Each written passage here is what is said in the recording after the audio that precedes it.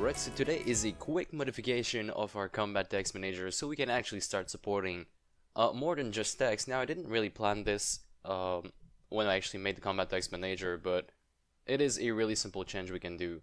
And it's also going to start implementing more than just combat text. We're also going to have some kind of sprite. So what I'm trying to do with this is whenever we drop an item, whenever an enemy drops an item, I'd like to just give our player some kind of feedback. So okay, you've just looted a gold bar, and then just show a gold bar icon, have the same motion so it goes up, and well, you know, it's just to let know that the enemy has dropped something and we're actually looting. Now we can go sell. And I wanted to be using the same pooling mechanism as the combat text, so that's why I'm just merging them together. So in order to do that, I will head over to my game scene. I will find my combat text prefab and I'll drag and drop it inside the 3D UI right here.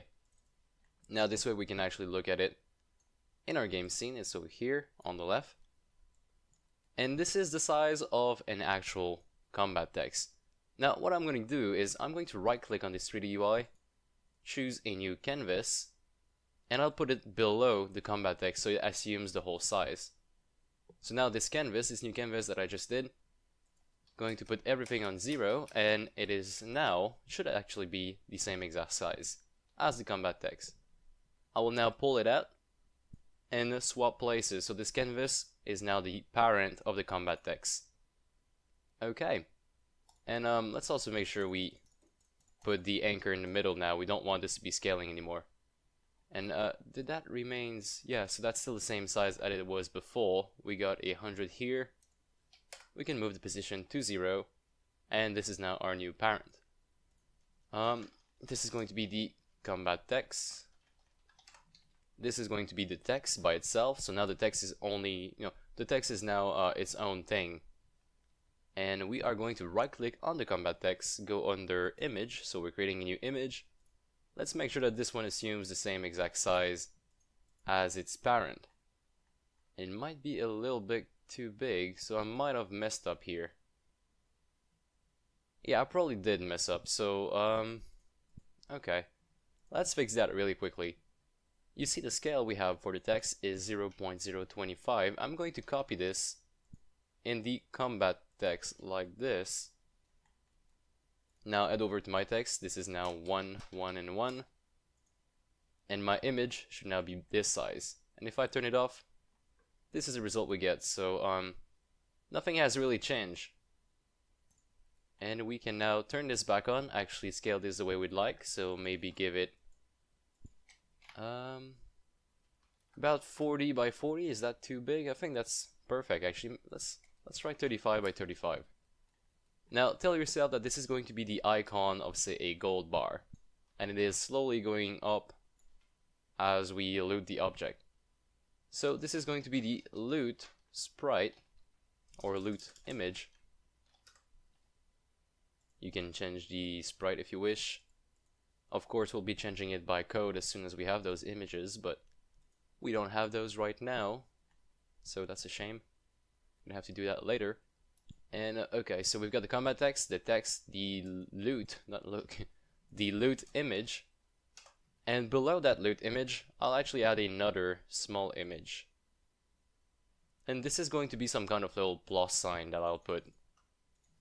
So scale on both axes, I'm just going to make sure it is the same size as my other image. And then I will scale it down, so maybe 15 by 50, no, that's still too big. Let's do 10 by 10. Anchor it at the bottom left. Give it a margin of, say, 2.5. by 2.5, and it is now down there. If I give it another image, you can see it should actually be down here.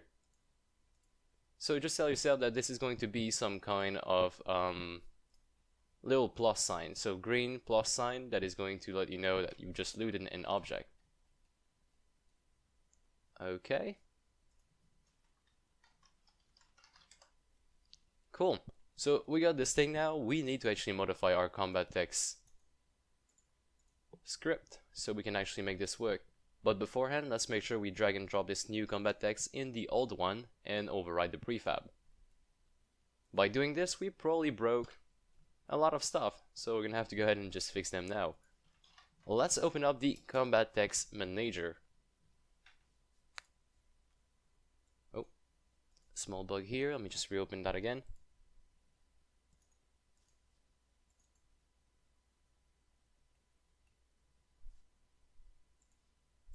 Alright. So we got the public text txt. We're gonna now have a public image, loot image. And let's see down here. The way we're gonna work with this is we're simply gonna be toggling on or off whichever type of combat text this is. So if it is some kind of text, combat text, then we will only leave this one open, so it's going to look like that. And if it is a sprite combat text, then we'll just turn this one on. Okay, but by default, both of them are going to be active in the prefab. So here is how we are going to do this. We are going to first head over to the get combat text function over here and actually assign our text and our image. Now this used to work for our text, but this is not going to work anymore because we have well, the game object container is not the one containing the text anymore. So we're gonna have to do .go.transform.getChild at the index 0.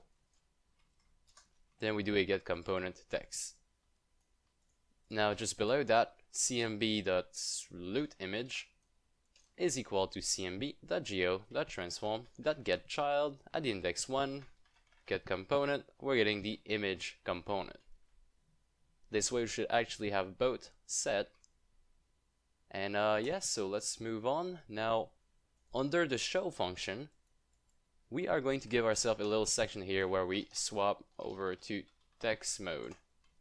And all we'll have to do here is something like cmb loot image game object set active false, cmb text game object set active true.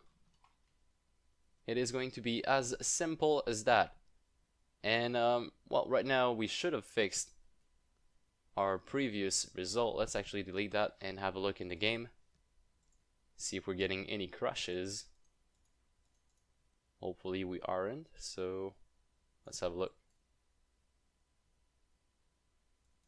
Okay, it seems to be working just fine. So both our combat texts are working, the critical and non-critical one. And we don't actually see the icon, so that's good. Now let's try with the actual icon, but if we want to try with the icon, we can't be calling this function, because this one takes in a string parameter. We are going to duplicate it, duplicate the whole thing, paste it down here, and change the parameter we get. So instead of a string text, we're gonna get a image, or you know what, actually a sprite. So sprite image, we don't need the font size, we don't need the color, we still need the position, we still need the motion and the duration. Okay, so having this done, we can remove these three calls because then we're not actually modifying the text, so we don't need to have those anymore. And we swap over to image mode,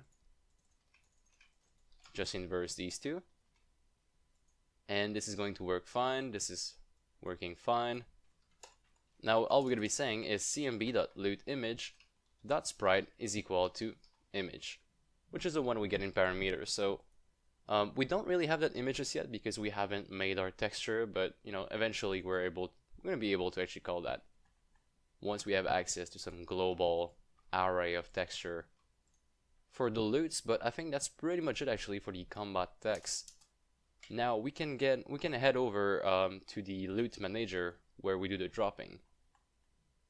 So in the loot manager there is the drop item function down here. Now I am going to call combat text manager dot instance show, and now we got two overloads, the one with image and the one with a text. We are going to use the one with image. Since we don't have any image just yet, I'll just do a new sprite. So this should actually use the previous one. It's not actually going to do anything. We're not actually changing the image, but eventually once we have our array of image, we can simply put it in there. Now the second one is a position. Where exactly do we want to be spawning this image in 3D space? I was thinking about the tower.instance get tower height, so just above the tower, get tower height times vector3 up. And this is going to give us the exact position at the very top of the tower. Now I'd like to have a little margin, like a little thing just above that, so I'll just wrap this in parentheses and I'll do plus 0.5f, something like that. Doesn't have to be perfect for now. What is the other parameter? The motion. So as far as the movement the sprite image is going to take, let's also do a vector3.up. And the duration, I want this to be lasting 1.25 seconds. Now for the normal text we actually do 0.5, so this is going to last twice as long as the normal combat text, and I think that's fine because we need to be able to tell a player that he's looted something. Okay. Alright, so I think this should actually work fine. Let's compile. And here it is, we have a problem. What is our problem actually? So we do, oh, get tower height is a function. So we're going to be putting deep parentheses. And here we go. So now whenever we loot an object, we should actually have some kind of pop-up above our tower. So let's just sell everything. And we didn't loot anything. Not yet. We're really not lucky. There we go. And we just spawned an object. Now I think that's a little bit too small for the eye. But we did loot something, and I think it's actually working fine. So I will quickly go under my combat text in the game scene. Try to just scale this up just a little bit. So loot image, let's make this about 50 by 50. Is that too big? That's probably too big. 40 by 40. We'll also make the plus sign a little bit bigger, so 2020. And I will hit apply. Oh, can't start from here. So let's try this out. Buy some luck level. Oh, don't have enough money. That sucks. Alright, so this makes more sense. I actually like that quite a lot. So, according to the feedback we're getting, we looted three items so far. So let's actually look. We have one here, and one here. Now eventually when we have our good icons, we're going to be able to tell which one we're actually looting just by looking at this. So say you're waiting on a unicorn for your research, and you see the unicorn icon pop up, then you'll know, even without being on this currency tab, you'll know that you have the required item to start your research now. Or something of the sort. So guys, that is pretty much all we're going to be doing today, and I hope you guys enjoy. I hope you guys learned something. If you did, please leave me a like, really appreciate that. And if you have any comment or question, you can leave them in the comment section below or in the Facebook page. A link is always in the description. So guys, thanks for watching again, and I will be seeing you in the next one. Quit!